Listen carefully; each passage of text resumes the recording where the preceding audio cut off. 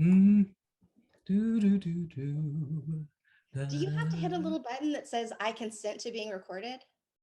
I did. Okay, good. All right. Yes. I, Were you I always afraid? wonder if it's just me. I'm always like, is it just me? Do other people know they're being recorded?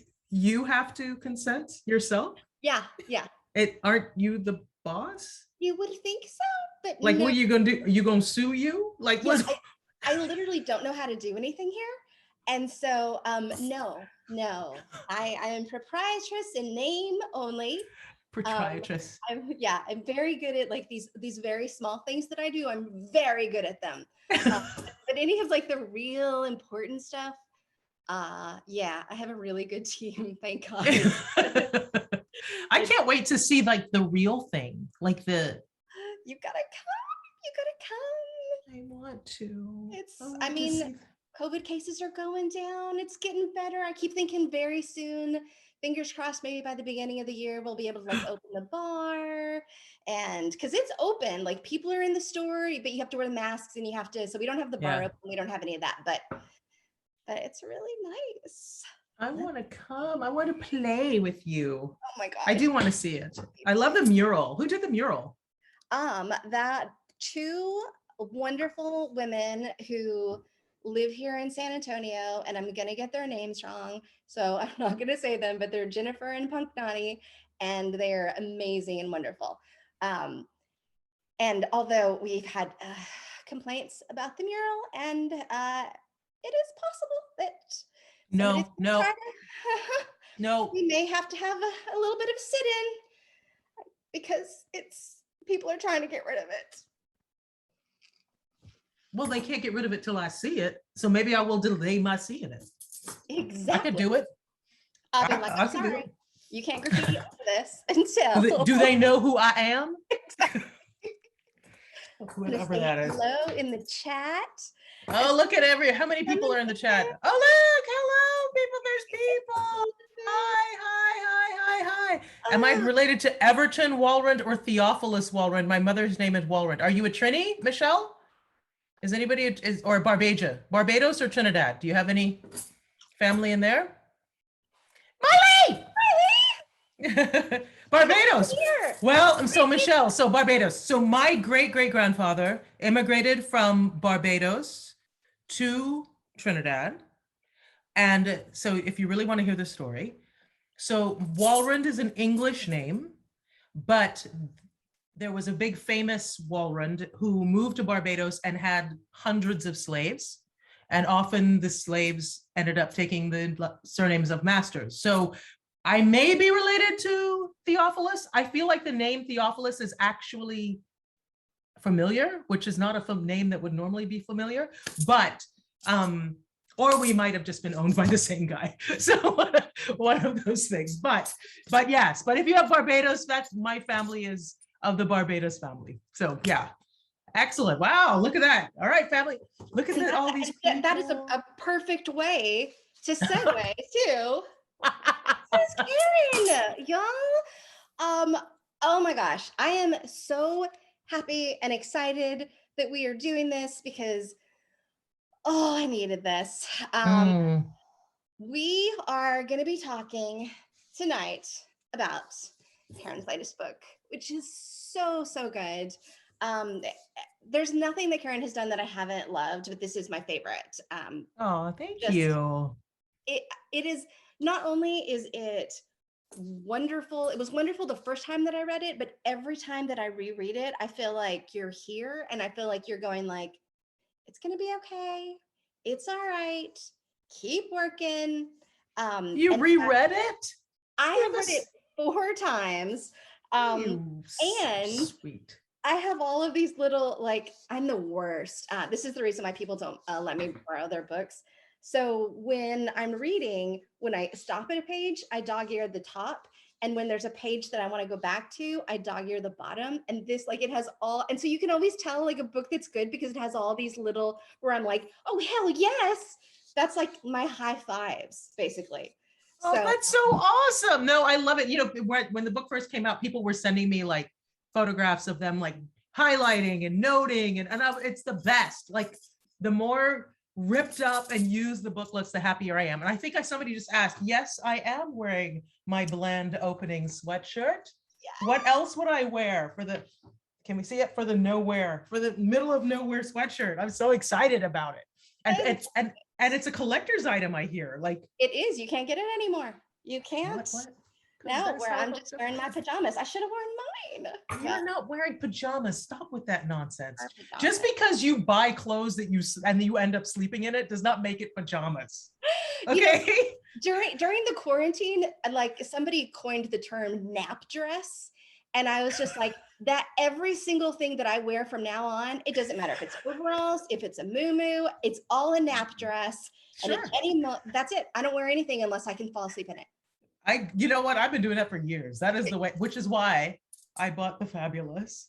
I love it. I mean, granted, you know, I'm of a certain age, so I get really hot, so I wouldn't sleep in this, but I could if I wanted to. Same, which is why I have my glass of ice and my cocktail, because I have to go a little bit of both when the perimenopause comes out. There we go. Gotta do it. What is your cocktail? I told people that you have no idea about anything with rum. Tell people what you're drinking. Tell them. Okay, so this rum. Oh my God. Don't even call it rum. You air quotes. This air quote rum, because it's so awful. It's from the island of Kenny Chesney. I don't think it comes from an island. I think it comes from like Tennessee. But he makes rum, and it's coconut rum, so it tastes like a vacation.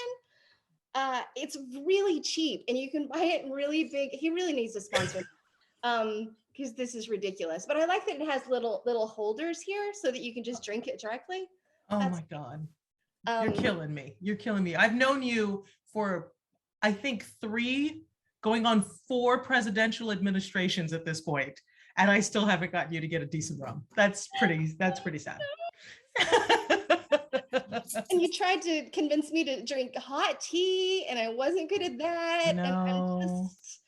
And I'm trying to make you civilized, Jenny, and it's just not happening. It's not. But I'm bringing you down to my level, and yeah. I think that's good. Yes. Okay, so we're gonna do like a tiny reading, and then we're gonna do. I have questions. Oh God. Okay. Which I wrote when I was more sober, and now I'm looking at them and I'm like, not 100% sure what they mean, but we're gonna work with them. And you guys, if you have questions, there's down at the very bottom, there's a little thing that says Q&A. So feel free to drop questions in the Q&A, and we'll try to look at the chat, but I get really distracted and I haven't taken my Ritalin today. So let's start with, Karen, do you want to read a couple of? I'm going to read. Yes. And as you know, yesterday I was sort of freaking out about what I was going to read, but I'm going to read, I think I'm going to start on chapter 3, if that's okay. I'm just going to read a little bit from there. Perfect. Okay. Gather round, children. Everybody comfy? Everybody got your nice little beverage? All right, let's do it. I'm not saying you're stupid, but you're certainly acting that way. He stood over me, his face flushed and breath growing ragged. He was glowering, and even the white hair in his eyebrows seemed to be standing on end. My coworker's jawline contracted as he stared at me, holding my gaze as he searched my face to see if his words had hit their mark. Still seated at my desk, I took a deep breath. I hadn't realized we'd raised our voices, but judging from the way the world had fallen silent outside of my office door, it was clear we had. This was a first. While it wasn't unusual for account managers to be frustrated with the limits we lawyers put on their deals, they usually understood where we were coming from. We all recognized these deal limits were part of the challenging relationship between sales and legal. After all, we were just trying to keep the company out of trouble and them out of jail. While the account managers might protest, in the end, they all knew that the legal team had their company's best interests at heart. All that is, except for this guy, still looming over me, still awaiting my response. Without breaking eye contact, I took another deep breath. You may be right, I began, carefully modulating my voice. I might be stupid, but even if that's true, it's the law. You might have broken it, and I'm not backing down. He flipped out. For the next few minutes, he railed on and on, claiming that I had no idea how business is done. I was clearly rooting for him to fail, he yelled, and he threatened to have my job. Finally, he stormed out of my office, muttering obscenities over his shoulder as he left. I sat, stunned, trying to collect myself. No one had ever yelled at me at work before, and for a second, I didn't know what to do. I checked the clock. It was 3:30. Forget it. I was done for the day. I closed my laptop, threw it in my work bag, and walked out of my office door. In the hallway, my coworker, Michelle, met me wide-eyed, having overheard the ruckus from my office. "Are you all right?" she half whispered, her voice heavy with concern. "Yes," I answered weakly, "but I'm going home now." She nodded, stepping aside to let me pass. "Take it easy, okay?" I offered her a wan smile as I walked by. I don't remember how I made it to my car or drove the 10 minutes home, but when I arrived, Marcus was there to greet me. As soon as he saw the expression on my face, his eyes widened. "What the hell happened to you?" That was all the opening I needed. "You will not believe this," I said, launching into a rant of my own. The more I described my coworker's inappropriate behavior, the more alarmed Marcus became. Finally, 30 minutes in, he offered softly, "Maybe your dad would have some advice?" My father had spent his career as an energy industry executive, beginning as an entry-level petroleum engineer and the first Black professional in his multinational employer's American offices. He retired as a vice president of a Fortune 500 oil company. I often looked to my father as a mentor, but especially in handling work-related issues. I picked up the phone. "Karen!" Dad exclaimed, in his lilting Trinidadian accent. "What can I do for you today?" Unfortunately for my father, I hadn't quite calmed down yet, so without much preface, I told him everything. How I'd asked this coworker for an explanation for his actions, how he didn't exactly call me stupid, but claimed that I was acting this way. I told him how this guy threatened to have my job, despite my reminder that my job was to ensure that our company acted within the law. Dad listened attentively, only interrupting a few times to ask some clarifying questions. Finally, he spoke. "You're right to be angry," he said slowly. "He was out of line. Where's Marcus? Is Marcus at home?" "Yes," I responded, confused. "Put him on." I handed Marcus the phone. "Hello? Then, yes, sir." He listened, furrowing his brow. Okay, I will. Here she is." Marcus handed me the phone. "Your dad said I needed to give you rum," he said, and walking toward the liquor cabinet. I smiled. "Thanks, Dad," I said, finally calming down. Dad gave me a few more bits of advice, telling me that I needed to breathe through my anger and take the rest of the day to relax. "You can think about next moves after a good night's sleep," he reassured me. "Once you've rested, I have no doubt you'll find a creative solution." By the time we hung up, my husband had returned with a shockingly large pour of Trinidadian rum. About 30 minutes later, halfway through my rum and feeling a bit lightheaded, I thought of my dad's words. It dawned on me, maybe it was time for a change. Notwithstanding the day's events, I actually had a great job. I was a lawyer in technology, which was exactly the kind of law I enjoyed practicing. I enjoyed my bosses, and they seemed to value my contribution. But the entire reason for in-house counsel is to ensure everyone follows the law. And that purpose in and of itself is bound to be fraught with conflict. If the only way I could deal with resistance to my advice was to rage, requiring my father and my husband to collude to get me drunk, then maybe I wasn't cut out for the profession after all. The truth was that software licensing and corporate law, while interesting, didn't fill me with purpose. And working in the energy industry was becoming problematic for me. I had learned about the adverse impact that oil and gas exploration and production, which my employer enabled, had on the environment. I was concerned by my own role in harming the earth. So when I had a bad day, I certainly didn't believe in my work enough to make a hard day worth the stress. I put my half-drunk glass of rum in the sink, took a shower, and tried not to think about my job for the rest of the evening. The next morning, before heading to work, I found an old journal I'd purchased years ago. I cracked the spine and turned to the first blank page. With my pen, I scrawled on the top of the page. If I didn't practice law, what would I do? How could this provide meaning and purpose to my life? How could I make the world better? I sat for a minute, waiting for the answers to come. And then I began writing. There you go. So good. Oh my Thank you. so okay.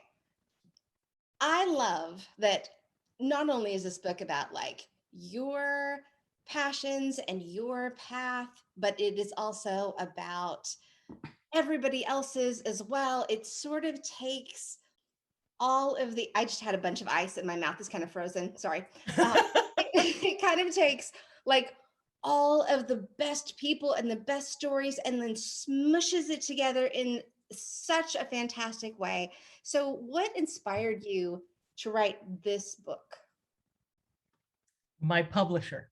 That is the truth. So the story of how this book came to be is that I got I got an email from a publisher that I'd never heard of, and she said, "Hi, you don't know me, but I'm with this publisher, Broadleaf Books, and we really want a book on the intersection of joy and activism, and we think you should write it." And she had like signed up for my newsletter, and she'd been reading my blog, and she'd read a couple of essays that I contributed to other books. And luckily for her, it was January 2nd, 2020, and I had chosen for my words of the year, bold and experiment. Otherwise, I would have never responded to her email. You were And asking so she, for it. like I was asking for it, and she emailed me, and we got on the phone and talked, and she goes, I think you're the right person to write this book. And I was like, yes, I am, absolutely. And sort of hung up the Zoom, I think it was a Zoom call, and thought, I am totally not the person to write this book. Like, she's a joke. Like I've written about certainly gratitude and joy, but I'm not an activist. I thought to myself, like, why would I'm not, I've marched in the Women's March, and I've done a couple of pride parades, but I flew to Africa and took photos, but I'm not so I really was sort of like, I'm banking this out. Like, what is it you always say? Pretend you're good at it. So I literally was at a pretend I'm good at it moment. So I thought, well, in my first book, I had done a lot of interviewing. In that book, I believe you were actually in that first book, and which that tells you how long ago we've known each other, how long we've known each other. And I thought, well, I'm gonna interview people because I loved that. That was fun. So I started thinking about, who do I know that I would call an activist? So like the first person I thought of was our friend Brene Brown. So I wrote that on my little list, and then the second one was Tarana Burke, who founded the Me Too movement, who was a friend. And I started just sort of making a list of people, and I realized that I had this idea of an activist when I first thought that those were people who like got arrested all the time, or had police dogs set on them, or were tear gassed. And none of the people that I had on my initial list were people that I associated with that. So it became, well, why is it okay for me to call these people activists, and it's not okay to call myself an activist? And that's really kind of what the whole book is. It's sort of an exploration on, what does activism look like, and is it possible to even do it with joy? Because when Valerie called me and said, we have this idea for a book, I was like, yeah, joy and activism, sure, they intersect, thinking that is not a thing, right? And literally the whole book is an exploration of how that's possible. Yeah, and it's I think you do it so deftly, and with, I mean, that literally is like the next question, which is, what does activism look like? Because in your book, because I don't consider myself to be an activist, although I try to do things that are, positive. But the more that I got into the book, the more I was like, oh, actually, there are things that I'm doing, and are there ways that I could amplify those things? And I think it's such a great way to recognize um, the work that each person is already doing, because sometimes just recognizing that within ourselves gives us the energy to do more. Yeah. So yeah, so the one of the things that that you opened with, which I absolutely loved, because this is 100% one of the first things that I think of, which is, what if I say the wrong thing? Yeah. What if I make a mistake? And I think that's what a lot of us, Sure. kind of pull back of like, okay, well, I know this. And so I feel like I can step out and say this, but I don't really know this. And is it going to hurt more than it helps? Um, and I love that you explored that. Was there ever a time when you like had a misstep yourself? Because I I've had a mean, ton of them. yeah. It's like many, like constantly, like almost daily, right? So, I mean, I actually want to pull back of one of those things because I love that you were like, well, I'm not really an activist, but I've kind of done some stuff. So just to kind of blow like up what we think of as activism, right? Because I think a lot of times we think of activism as something that's really dangerous and that you're putting yourself in peril. So the whole book is built on the premise that activism means being led by your values to purposeful action to make the world brighter for others. That's basically what it is, right? So being led by your values, purposeful action, make the world brighter for others, which, I mean, for sure, I think of you as a huge mental health advocate, right? And what you do, I mean, like your life is sort of a literal, like an example. I was going to say textbook example, but a manifesto example of exactly what I'm talking about, right? Like you've got this amazing skill for writing and this amazing skill for humor, and you use both of those things to make the world brighter for others in advocating for mental health, right? So I mean, for sure, like you are exactly what I would call as far as an activist. Now, to your question about fear, yeah, of course, you're going to say the wrong thing. I'm going to say, we're all going to say the wrong thing. That's part of being human, is we're going to screw up, right? And that, of course, makes it very scary for people to do it, especially in a time when, we share pictures of our lattes far less like everything else, and we call people out right when they screw up and stuff like that. So it's a terrifying time, right, to get into it. So what I say and what the book says is that it's really important to get one very grounded in what your own values are, right? Go into it with some humility that you're going to screw up, know that you're going to screw up, and be accountable for it. And then also, there's a whole section of this book that's about self-care and kindness, not because you need to heal from your wounds, right? But which I think is what a lot of people think of when they think of self-care, but more because the whole thing of activism is a rhythm. It's sort of an ebb and flow, and so you have to be able to have self-care in order to gather the energy to go back in, right? Like it's literally one of the pillars that you do so you can go in strong and then you can regroup and that kind of thing. So understanding your own values, understanding what you stand for, going in with a heart that's, with the best intentions in mind, and making sure that you're, paying attention to the rhythm. That's how you get brave enough to do it. Yeah, there was a line in the book that was, being kind is an act of resistance. And I was just like, oh, like literally I got like teary because it is, it is hard. It's hard to stay empathetic and to stay compassionate and to have like a listening heart, even when you may hear things that are going to hurt, even if they don't hurt you directly, it's going to hurt to hear other people's pain. And I loved the idea that just the openness and kindness is an act itself. I also love that you talk a lot about, because a lot of times you'll get a book like this and you'll end it and you'll be like, oh, that was really inspirational, I feel really good, but now where am I? What am I going to do?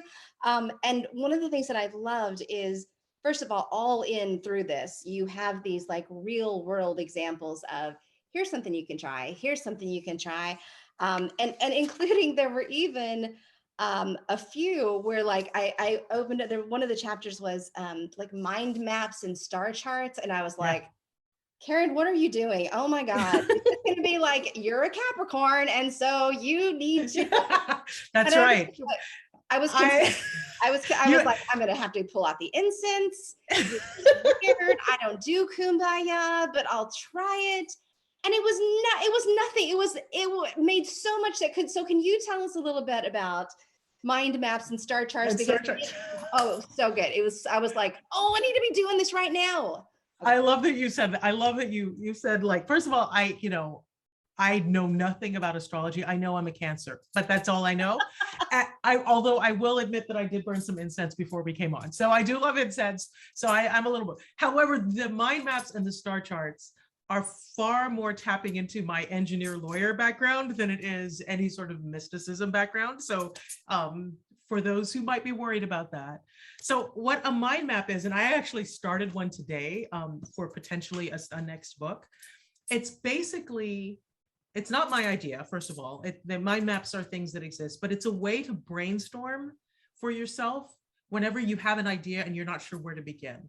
So a mind map literally is a way to spill like all the ideas that you come up with and sort of spill them on paper in a somewhat organized way, although it's not like sequential. So you can add things to different parts of it, but at the end of it, you can look at it and have made some sort of sense of all the ideas that you've had in your head. So that's what a mind map is. What a star chart is a goal map. So it's basically just sort of figuring out, okay, based on what you decided on your mind map where you'd like to go first, you put that as a goal, and then you figure out, okay, what do I already have that gets me on the way to that goal? And what are the milestones I need to accomplish in order to make the goal, and sort of mapping it all out or charting it all out so that you know exactly what you have to do by when. So it's literally, like I said, it's much more analytical mind than woo-woo mind.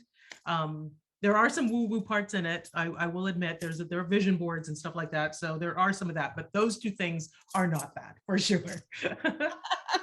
Well, no, they're brilliant and actually really helpful also when it comes to like projects and writing. Yeah. Like all of a sudden I was like, oh, this actually is going to be so I like marked that. I was like, okay, I got to go back to that because that's going to help me.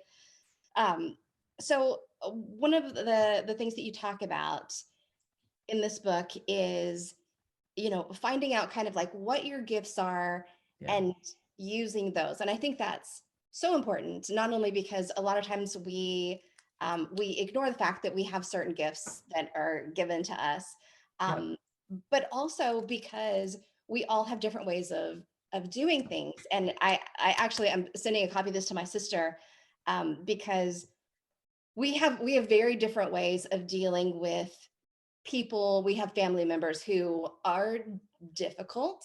We'll just say everybody has those family members on Facebook where you just want to go, Happy Thanksgiving. It's coming. Oh, yeah. Yep. Which is why I'm having Thanksgiving here with just my parents. But so my sister and I have different ways because my sister is very blunt and very out there, and she does not have a problem in the slightest with saying that's fucked up. I'm calling you out about it, and it's going to be here, and it's amazing. I can't do it. Yeah. But my gift is subtle, I don't want to say manipulation, but like subtle positive minute where I can just kind of go in and be like, that is you coax. Yeah, exactly. You coax. Exactly. Yes. Like that is an interesting thing that you wrote. Here's why it's racist. And, but in a nicer way of like, that actually isn't accurate. And let's talk about your motivations and and so we both, like, for me, I'm like, you're giving up. And then for her, she's like, no, you're pandering. And I'm like, you know what, though, between the two of us, we're actually making a change, like to get these people to go, actually, I could be a little more open-minded, maybe, okay, all right, well, let's have a conversation and okay. And I think so much of that goes back to this because you have all of these people and they all have a different thing. They all, some people are like these, like, joyous and energetic, and some people are like more quiet, and some people use their words and some people use their writing, and I just love that. I love. Yeah, I was really lucky that everybody that I invited to be interviewed for the book said yes, and they were all, I mean, and just to be very clear, right, because I think a lot of people think of activism as sort of a very liberal thing to do, right? And although first of all, I stay away from politics in the book. So there's not anything where I'm talking about politics. But I will tell you that the people who I interviewed represent every part of the spectrum. There are liberals in it. There are actually conservatives who are I interviewed as well. There are people who are, like you said, there are artists, there are faith leaders, there are atheists. There's all different stripes of people. And they all honestly had something to say. I mean, I told you already, I started this whole thing going, I don't know if I'm qualified for this, but everybody sort of broke apart something I had thought of that I thought was going to be like, oh, this is definitely going to be true of activism. And a lot of people were like, yeah, that's not actually how I do this, or that's not actually how I did it, which is really, it was really a gift. And by the way, I wrote this at the beginning of the pandemic, right? Like I signed the deal in March, and then everything closed down, and then George Floyd was killed, and then Breonna Taylor was killed. Like, it was a dumpster fire of a year. And I was interviewing all these amazing people who are doing things like, gender equality and prison reform and helping impoverished women and women's rights. Like, there were so many different things that people were coming at, that the gift of the book was being able to say, oh, we might actually be okay. Like, we have really amazing people taking care of us. And I mean, I think, Jenny, I think of the work that you do as so much as a part of this, right? Like, it's so subtle, right? Like, I don't know that people who read your crazy hysterical books think about you as, oh, she is advocating for like healthcare for people who have mental illness, or normalizing some of the things that I might be feeling if I'm depressed, or if I'm, or if I have anxiety. But absolutely, that's what you're doing, right? Like, when somebody finishes reading your book, if they struggle with those things, then they feel seen. And if they don't struggle with those things, their minds have been opened up to what exists in the world. And that, if that's not activism, then I honestly don't know what it is. I mean, that's exactly what that is. So I think it can be hard because like, for me, I'm like, but I benefit from this activism. And so it in some ways can feel selfish. It can feel like I'm not really an activist. I'm just like trying to make the world better for people who are also me. And so it's easy to say like, not really. It's but if I told you, so by that definition, then Martin Luther King wasn't an activist, right? Like, fair play. Yeah, right? Then Nelson Mandela wasn't an activist, right? Like, I mean, of course and that doesn't always happen. I mean, obviously we can be an activist as allies for a community of which we're not a part, like that, for sure, right? Like, we can do that.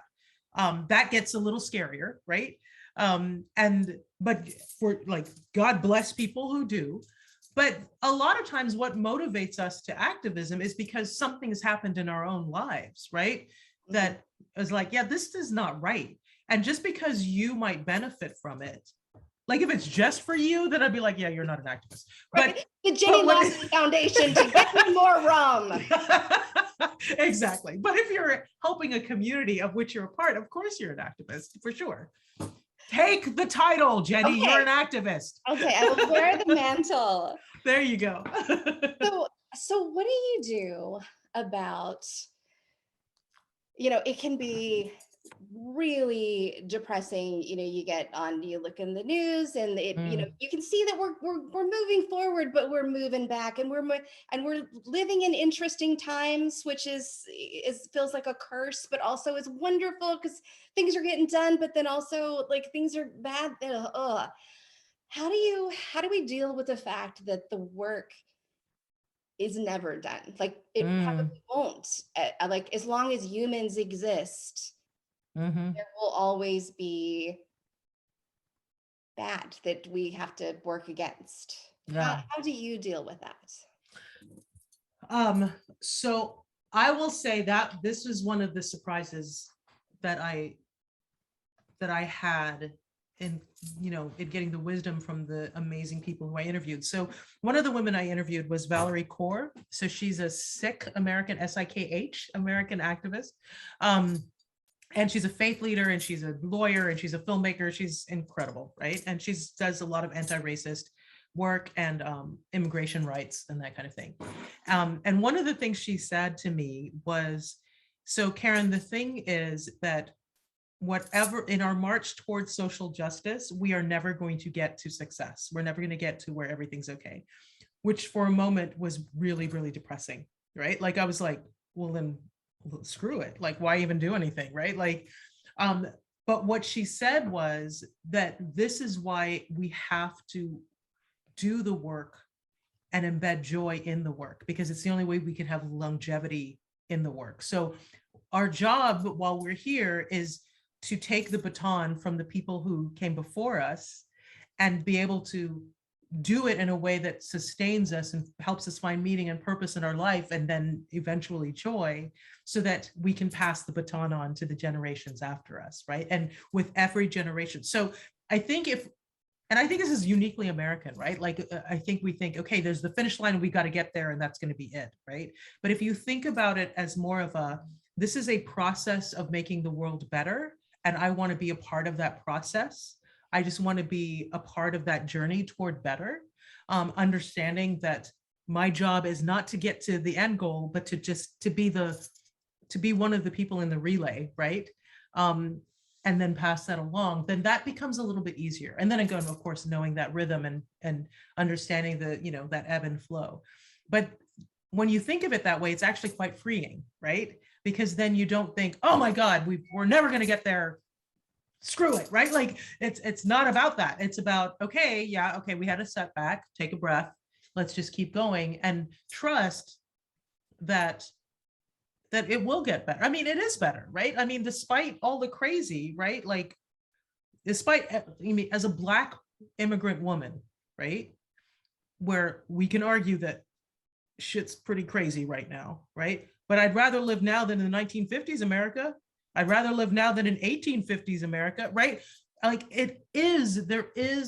things are getting better, right? When I think of, like I've always been a pretty liberal person, but when I was a kid, when it came to LGBTQ issues, you just didn't talk about it, right? Like it was that whole don't ask, don't tell, right? So certainly I would have never been hostile, but it was just impolite to wonder if somebody was gay and you just didn't talk about it or anything else. Where my daughter is helping me understand, like, Mom, you're misgendering, or Mom, like it's, when you think about the whole entire like relay that we're running, right? And of our LGBTQ rights, like, have we gotten there? Is there full equality? Of course not. But it is part of the thing. And then when my daughter becomes my age, I'm sure her son or daughter will be like, yeah, Mom, we don't do that anymore, right? Like, you don't say things like that anymore, or whatever, right? Like, we're all part of the process toward the good, right? And so it's just part of the evolution as opposed to getting to the end result, right?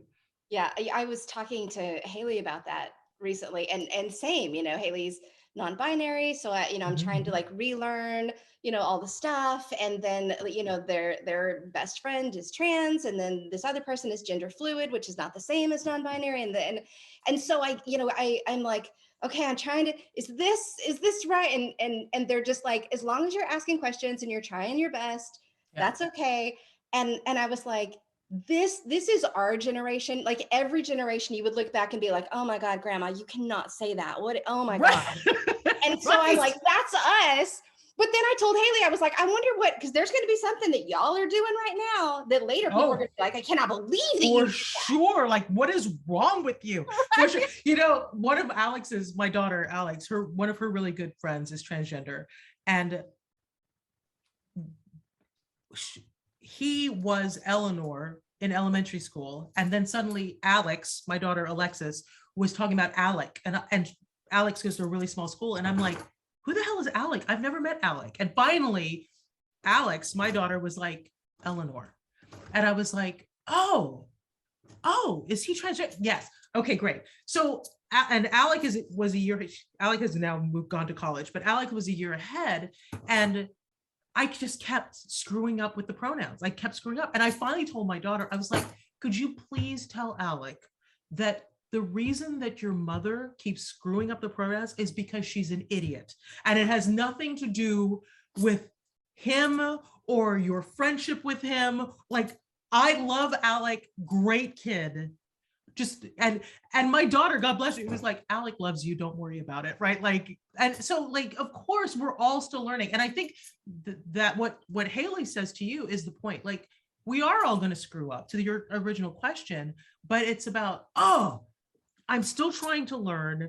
I know I'm being crazy here, and I'm so sorry that these pronouns are coming out as, or that the way that I've spoke about other people is wrong, you know, but I'm trying to get there. I mean, who's going to hate that?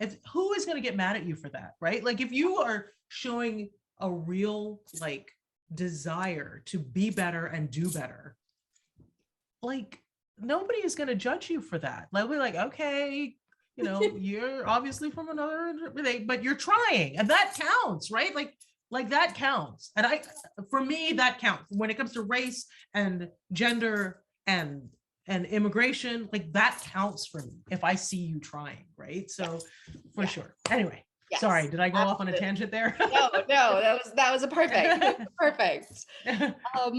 So we talked about purpose and meaning, and some of the like really specific things that really hit me with this book that I just absolutely loved, that I like wrote down as I was reading it, were one of them was the idea of, you know, making family mission statements, and you know, you call them spark statements. Yeah. And I'm still like working on mine, where I'm like, okay, I really need to do this, but there's something about writing it down that makes me go like, oh, I'm going to screw it up. This is not going to be right. So in my head, I'm like, I'm pondering it, and I'm thinking about it, but I think there's a part of me that's just like, nope, don't do it. You're going to do it wrong. Yep. But I just love that idea of just like setting intentions of, this is who I want to be, and this is what I want the family to be, and this is and especially because it's not the same as a goal. It's more of like, it's a statement. It's a statement of how you want to show up. And I will say, so my dad was the one who came up with family mission statements. I am actually a little like, I don't know, I would never even presume to come up with a family mission statement for my family. I mean, there's certainly things that we are like, that we as a family, and certainly Marcus and I are like, we raise our daughter to be open-minded, and we raise our daughter to be kind, and we raise our daughter to be curious, right? Like, there's certainly things like that for sure. And my dad tried to get us to write a mission statement when I was a kid, and I was like, you're high, that's never going to happen, right? Like, but I have really loved the idea of coming up with my own, and I've had one now for probably 10 years, like probably since very, very close to when I stopped practicing law. And it's been, so the point of it is not, you can't do it wrong, right? Like, the point of it is to really codify, how do I want to move through the world? Like, what do I want my North Star to look like, right? And how do I want to be? So for me, it is things like, I want to fight discrimination, whatever that looks like. And understanding that there are things within me that are bigoted that I also need to work at as part of it. But my goal is to work toward a time when I do not judge people unfairly, right? For whatever that is. And remember, like, bigoted is a big word, right? So you may not be somebody who judges people based on race, but maybe you do based on education, or maybe you do based on ability, or, you know, and that kind of thing. And sort of my goal was, I am going to be a person that works toward not doing that, knowing that I'm going to screw up in the process, right? I'm going to be a person that kindness is how I'm going to show up, knowing that there are going to be many times when I will want to tweet something very cruel and will have to delete it, and in some case, you know, or at least not publish it, and in some places actually go back and delete it because that's not how I wanted to show up. Like, you're Same. going to screw up, right? Like, that's going to happen.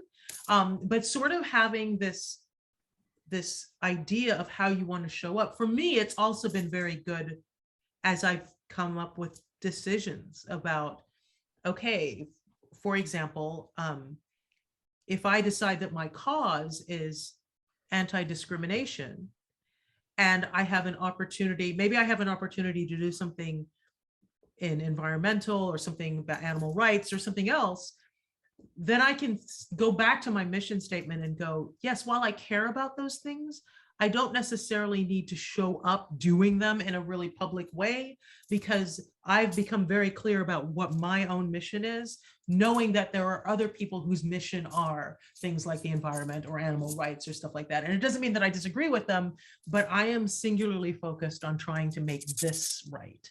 Yeah. And I can point to people who can, like, who can speak more eloquently about other issues that maybe are not the thing that I've made that as my purpose. So that's what's really helpful about them. That's actually such a great, when you talked about sort of the public versus private, was something that I have found is very often that the things that I do in private they make me feel better, where I'm just like, Yeah. okay, I like, there's things that I'm involved with that I'm like, this is really great. And it's really, but then the things that I do like privately that nobody sees feels so wonderful. But then it can also, I feel very strange where you're like, okay, but do people think that I don't care about that thing? But then I also don't want to do this like gross performative thing. And Right. So, yeah.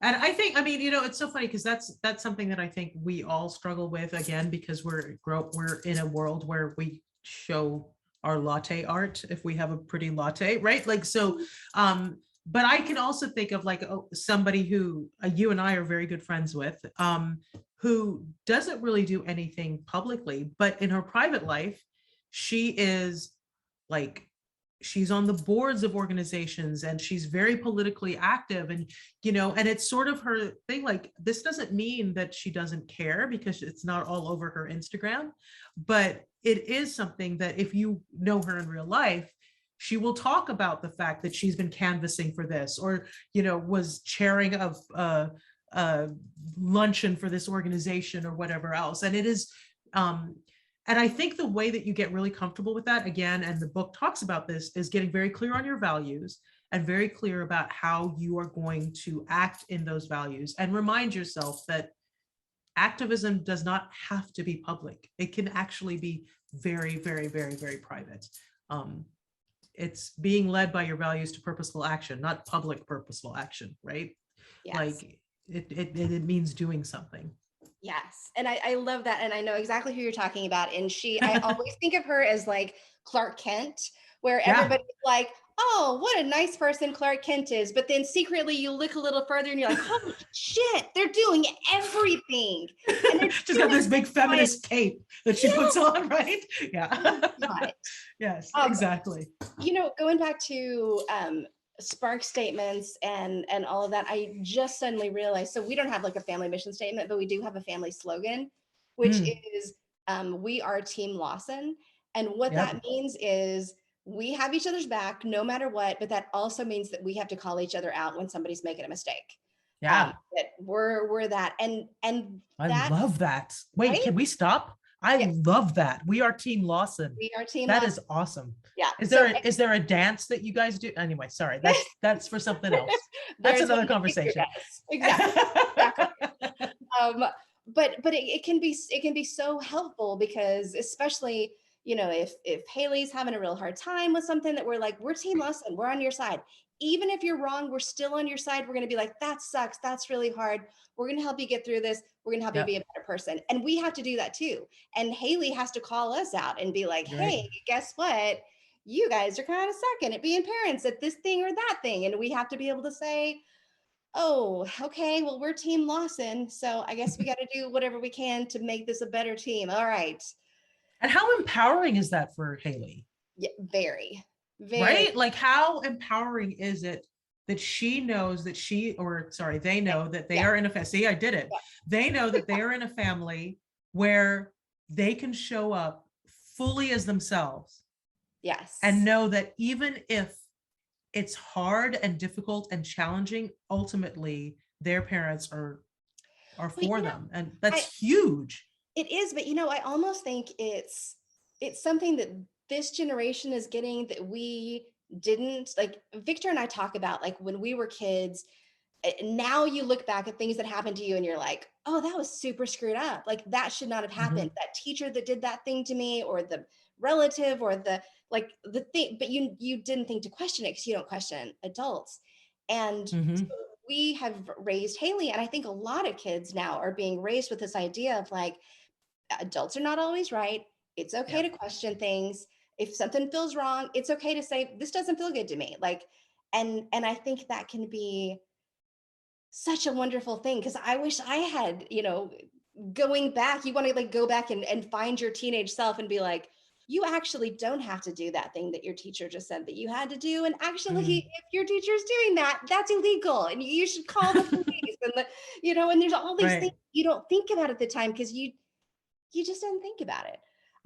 So I don't know. In some ways, I think they're really they're growing up in a world that I think is more complicated than it has ever been, but also kind of awesome. Yeah. I just think about what the world their kids are going to grow up with, right? Like, I mean, it just, again, it's that whole relay, right? Like, it's just going to keep getting better and better and better. When I think of the fact that, I mean, I'm in my 50s now, and when I think about when my mother grew up in a time where her father was a feminist, and everybody kept saying, why are you sending your daughters to college? They're just going to get married, right? And that's silly. And she went to college, right? And then, and did like teaching and things that were women's work, right? Like that's what she, and then I went to college and my parents were like, you're good at math, go be an engineer, right? And then my daughter is now growing up to college and I'm like, yeah, you know what? You're going to end up doing probably something that has nothing to do with your major. Hello? Yes! Right? So yes! I just need you to go to college and do whatever lights you up and figure that out, because you're a Black woman in America, so you're going to get a college degree. I'm sorry, but that I'm going to come down on that, but it can be in whatever the hell you want, because what you end up doing may not even exist. Like blogging didn't exist when you and I started, right? Like it may not even exist when you go on, and just sort of like how it keeps getting more empowering, not freer, but more empowering with every generation. And I think that's really, really important. So I love, go Team Lawson. Right. So that reminds me of one of the things that that is in your book that was one of my favorite things, because there's so much in here about finding yourself and finding your path. And it's so easy to look at people who got their shit together and be like, oh, well, it's easy for them, because it must have been obvious what their path was. And you talk about, and I marked it because I was like, so good, the Mr. Rogers' drift, and about somebody asking his wife, how did he know what to do? How did he know he was on the right path? And you write, she smiled at me and said, honey, he never knew. He never knew. At first, he thought he was going into ministry. That didn't work out. He thought he'd go into television to make that a ministry. That was a mess. So he left that. He went into something for older people. Then he realized he needed to do something for kids. And he described his whole career as a guided drift. And yes. I was like, I handed this to Haley and I was like, this is exactly what college is all about. So you just kind of go in and you go like, I don't know what I'm doing. And maybe you find your path, or maybe you leave and do something else and you find yourself on the way. Yeah. And I think that's also true. It's not just for college and it's not just for career, but it's also about activism, right? Like it's literally about, I'm going to try this and let's see what happens. And I'm like, oh, that didn't feel right. Let me try this. Oh, that feels really good. Let's see if we can do more of that. You know what? I need to do a twist. And that's absolutely, I'm sure that's how you ended up doing what you do, right? It's like, you were in HR, right? And you're like, nope, I'm going to be a writer. And what are you going to write about? Well, you're going to make people laugh, but you're also going to make people laugh about really hard things, right? Like I think that there's something to that, right? Like it's not just all giant metal chickens, right? Like it's about, there's other stuff as well that are all part of it. And I think that to me is your gift and what you have done to make the world brighter. And if we could all sort of tap into that guided drift and sort of experimenting with what is the thing that really turns us on and how can we do it to serve, I think the world has to become better, and we'll get some joy out of it in the process as well. Exactly. Okay, so I have two more questions for you. One of them is from the chat from Christy, who wants to know Trinidad Rum Recommendations, please. Yes. So I am actually not drinking, it's done now. So I was not drinking Trinidadian rum. I was drinking Colombian rum tonight, but Trinidadian rum, Angostura. So Angostura is the brand, Angostura. Tura. That's what it is. Angostura. There we go. It's Trinidadian, and there's two. There's 1824, Angostura 1824, and Angostura 1919. Used to be my favorite. 1919, they've changed the formula a little bit, but 1824 is really good. So Angostura rum is what you want to look for. Is it sweet? Is it like, No, like you will hate it. Rum. Yes, because what you drink is candy. That's it. Right? And that is disgusting. I just want Strawberry Hill and coconut rum, and I'm God. Again. It's the word. No, so the rum that I drink, that kind of rum, first of all, like if you want to mix it like a rum and coke or like a dark and stormy or something like that, don't use those. Like go get your basic Bacardi, right? Or the Kenny Chesney, whatever. And send me money. Right, but like you saw me, I was sipping my rum. So if you get a really good rum, it should taste almost like a brandy. Like it's actually, so it's not, when I say is it sweet, like it's not sweet like you mean, because that Kenny Chesney thing is really vile. But sorry, Kenny, I'm sure your music is wonderful, but your rum. But he's not an advertiser yet. Say whatever you want. Exactly, but so it'll taste like a really good whiskey. I mean, I'm not a whiskey drinker. I don't like whiskey, but it will taste smooth. It will be smooth. That's the word. It will be smooth. Yes. So the question that I wanted to end on, because I think a question that like is really good for also everybody else who is listening in and who will be listening in the future. One of the things that I highlighted in your book was this question of what will make me feel healthy today. And when I first read it, I was like, oh, Jesus, this is going to be about running and not drinking. And it wasn't. It was. You know me better than that. I know. I was like, what a hypocrite. You know me way better than that. Oh, my God. I mean, no, nothing against running. If as my daughter says, if running tickles your pickle, then for sure go run. Doesn't work for me. So for sure. Yeah. So what that question, it's one of the three questions, right? Like I talk about these are three questions that you can start. First of all, I'm a huge journaler. Like there's journaling all up and through the book. And so these are three questions you can ask yourself to help set your intentions for the day. And the three questions are, how can I feel connected today? How can I feel healthy today? How can I feel purposeful today? And they're really very broad questions. So how can I be healthy? It could be go for a run, if that's your thing. It could be drink extra water. It could be I'm going to take a nap today. It could be I'm going to go on a media diet today. But whatever makes you feel healthy for the day, and just sort of tune in. How can I feel connected? Who can I touch base with?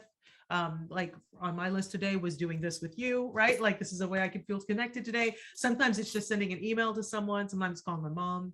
And how can I feel purposeful, which can be, I'm going to start a foundation that helps people, or it could be, you know what, I'm going to go through my closet and get a bunch of clothes that I want to give to Goodwill, or it could be, I'm going to go online and donate some money to an organization that's important to me. So it can be anything, but having a daily practice of those three things, especially if you don't know what your cause is going to be, is a way to sort of start like getting a practice in, and you can see what keeps coming up. And that's a really good signal. Maybe this is the thing that I need to keep doing. So for that. And those are, I mean, those are not only like perfect questions because they do, help you to do all the things that you're supposed to do. But I also love that you use the word healthy, because so often I think we'll go like, oh, I should not look at the news today because that's feels better for me. But if you say like, actually, that's healthy for me to like not doom scroll for 2 hours, like what's a healthy thing for me? I need to go take a walk and get away from work for 5 minutes. And sometimes it's, I got to do the hard stuff. Sometimes it's, I got to go to the doctor. I got to go get my medication checked out. I got to do, it can be a million different things. But I love using that word because it's a way um, to help yourself in a way that you can also help other people, because once you feel better, it's easier for you to be a better person. And so I kind of wanted to end on that, so that each one of you who is listening to this, um, just think, I mean, it's the end of the day for us. So, what can you do right now? I mean, for me, this is the healthiest thing that I've done all day long. Like, I talk to real people in real life, and I like, I feel my cup is filled. Um, but maybe your healthy is you need to go take a walk, you need to take a nap, you need to take a bath, you need to read a book, you need to sit down and have a hard conversation with someone. Don't be afraid to do that. So yeah, this was so much fun. I So much love fun. this. It I went miss by so you. fast. Oh I miss my you. gosh, you need to come. Stop having a pandemic. Come here. Exactly. Go to the actual building, the Nowhere bookshop. And can I just tell people that I just sent a bunch of like plates, like book Yes. plates to you guys, so that please, if you want a copy of the book, please go to Norwood Bookshop. Christmas is coming, Hanukkah is coming, all the good end of holiday. It's actually, I always say this is not necessarily a great like Christmas gift, but it's a great New Year's Day gift. Like it's a really great, here's how you start your new day, your new year gift. So Yeah. please, please, please go patronize the wonderful Nowhere Bookshop. And you you. can get a signed copy of the book there. Tell your friends. And I would also say this is a great book for like seniors, not like old senior. I mean, I'm sure they're great too. Like, like kids that are getting out in the world and they feel like, oh, I need to make a difference, but how do I make a difference? And how do I find myself? And this is a great, great book for like, older kids. Really, really, it was one of the first things I did was gave it to Haley. So it's a great, great gift as well. Thank you. So, Thank you so much. bye, sweet friend, and goodbye to everyone who showed up on a weird Thursday night. This was so much fun. I loved it. And So thank much you, fun. Vicky, for running this, because I don't know how to run things. And we love, and for those of you who celebrate, happy Thanksgiving. It's coming up. Yes. So have a wonderful Thanksgiving, and go make light. Wait, keep making light. There we yes. go. I love it. I love it. Mwah, mwah, mwah, mwah.